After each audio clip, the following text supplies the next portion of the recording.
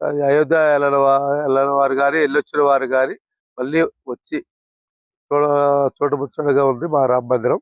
అందరూ వచ్చి వీక్షించాల్సిందిగా కోరుచున్నాము. ఈ రామ మందిరం కట్టాలని ఎలా ఈ రాజు దైవ సంకల్పం అండి. మేము మామూలుగా కర్ణాటక సైడు అనుకున్నాము అటేమో, ఎందుకంటే కొంచెం ప్యూర్ పబ్లిక్ ఎక్కువ అటేమో, వాళ్ళ అంతా లింగాయతులు వాళ్ళు ఉంటారు.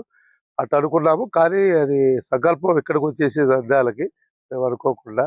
అది ఎలా ఉంది లోపల ఎలా ఉంటుంది? సేమ్ అయోధ్య లాగే ఉంటుందండి. సేమ్ అయోధ్య ఎలా ఉంటుందో అదే విధంగా ఉంటుంది.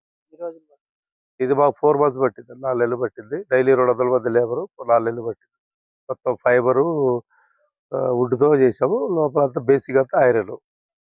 ఈ రామ మందిరమే నిర్మించాలని ఎందుకని? ఇవో దైవ సంకల్పం అండి. దైవ సంకల్పం అలా వచ్చింది. మామూలుగా మేము కర్ణాటక సైడ్ అనుకున్నాము, కానీ ఇక్కడికి ఆ దేవుడు రాముల వారు ఎలా వెళ్ళాలనుకున్నాడో ఆ విధంగా ఇక్కడికి వచ్చాడు. వచ్చే వాళ్ళకి ఏం చెప్తారు మీరు? లోపల ఏ విధంగా ఏం లేదు, పూజలు అలాంటివి ఏమి ఉండవండి. వచ్చి దర్శనం ఓన్లీ చూసుకొని వెళ్ళొచ్చు. ఎలా ఉంటుంది అయోధ్య అనేది వాళ్ళకి నమూనా అండి. ఇది ఒక నమూనా అంతే. సేమ్ అలానే వాళ్ళకు అనుభూతి కలుగుతుంది. ఆ అనుభూతి సేమ్ అయోధ్య అనుభూతి.